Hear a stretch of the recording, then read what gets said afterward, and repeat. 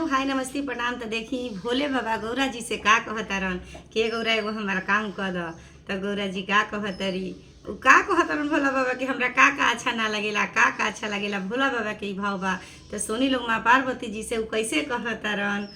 कि ए गौरा भांग तनी पीस देबू का हो, ए गौरा भांग तनी पीस देबू का हो,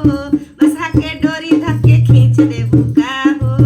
बसा के डोरी धके खींच देबू का हो, ए गौरा भांग तनी पीस देबू का हो, ए गौरा भांग तनी पीस देबू का हो, बसा के डोरी धके खींच देबू का हो,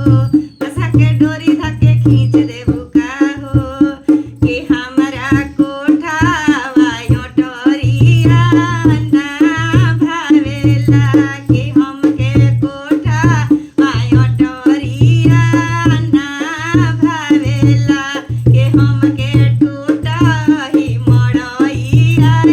राम देवेला, कि हमके टूटही मड़इया राम देवेला, कि हमके कोठावा योटोरिया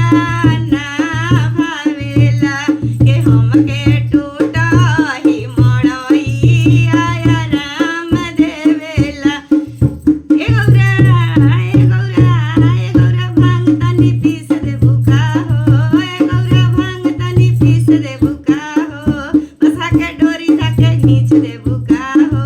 बसा के डोरी धके खींच देबू का हो, ए गौरा भांग तनी पीस देबू का हो, ए गौरा भांग तनी पीस देबू का हो,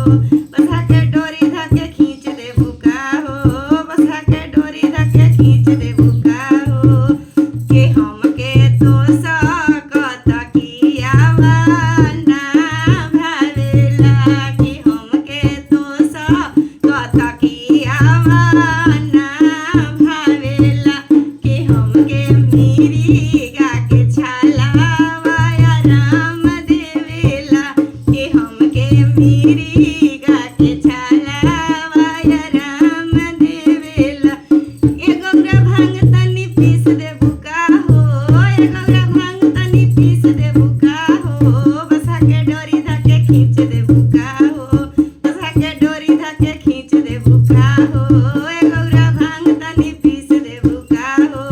बसा के डोरी धके खींच देबू का हो। कि हमके करावा मसालावा ना भावेला, कि हमके करावा मसालावा ना भावेला, हमके बासा भयलावा राम देवेला, कि हमके बासा भयलावा राम देवेला। ए गौरा भांग तनी पीस देबू का हो, ए गौरा भांग तनी पीस देबू का हो, बसा के डोरी धके खींच देबू का हो, बसा के डोरी धके खींच देबू का हो, ए गौरा भांग तनी पीस देबू का हो, ए गौरा भांग तनी पीस देबू का हो, बसा के डोरी धके खींच देबू का हो।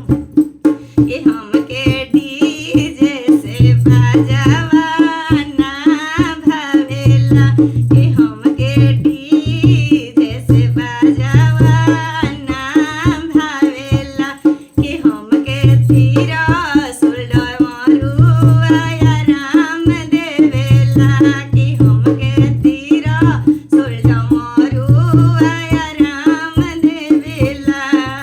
ए गौरा भांग तनी पीस देबू का हो, ए गौरा भांग तनी पीस देबू का हो, बसा के डोरी धके खींच देबू का